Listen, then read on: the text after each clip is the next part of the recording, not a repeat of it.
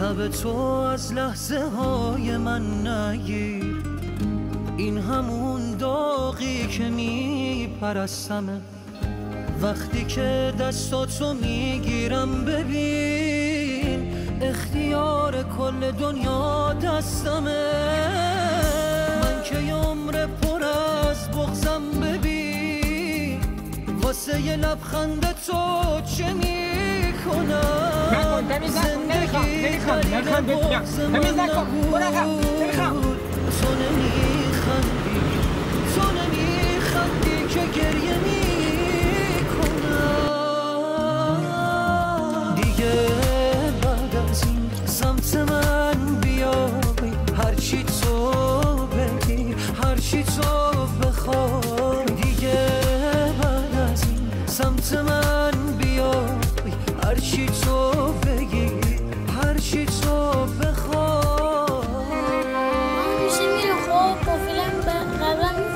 خب من که میومد پولام ازمون میگرفت، خب حالمون میداد، پولام از دستمون میگرفت، دیگه سوار موتور شد بیارم دیگه. من کم فرار میکرد. بگو چه اتفاقی برات افتاده؟ میخوام بدونم چه اتفاقی افتاده پات اینطوری شده. خب من پنجشنبه شب خب داشتی چیکار میکردی؟ پوفیلا؟ توم که فروخته بودم، توم که خب داشتم میبودم خونه پنجشنبه شب. بعد 5 دقیقه وایسادم، تاکسی چیزی گیر نمی‌اومد، دوباره اونجا وایسادم. یا خیابون شلوغ شد. بعد دیگه از یه ماشینی مثلا من دارم اینجا، مثلا این مثلا ماشینه اینجا، او برشه اسفالت، میگم جدول و اینا، جدول است.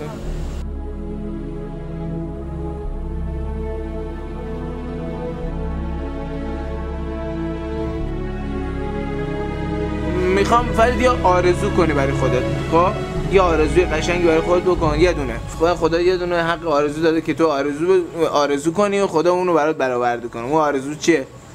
من میخوام یه موتور بگیرم واسه مثلا هم لحظه که زد دیگه شام بازه شد. بعد شام باز شد که یه مردی خیلی مرد دور برای من.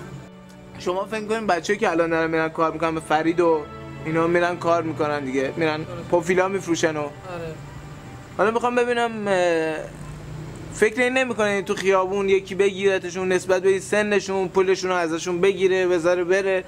گویم که از آقا فرید سوال کردم اتفاق افتاده. شما راضی هستی تو خیابون بره 4 تا لگد بخوره، مش بخوره، پولشو بردارن؟ داره زحمت میکشه. این آقا صحیحه به نظره؟ نه، از نظر خود منم صحیح نیست، درست هم نیست.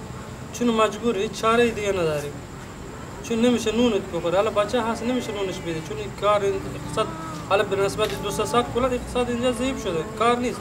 شخصا خودم حالا بیکارم. اون آرزو اینه که ما خودم یه عادت دارم که یه نون یه چیز داشته باشم، نون داشته باشم بخورم بزنم بچه‌م راحت باشم. من خودم آرزو میکنم که همه جهان این دنیا از خدا مثلا خواسته کنم و خدا هم آرزو کنم. خودتو پایین میاری پای من که تو رو پیدا کنم. فقط همین چیزی جز افتادن از چشمای تو منو از بالا نمیزنه زمین. از خودم خیلی خجالت میکشم وقتی حتی از منم دلت پره، وقتی حال تو عوض نمی کنم.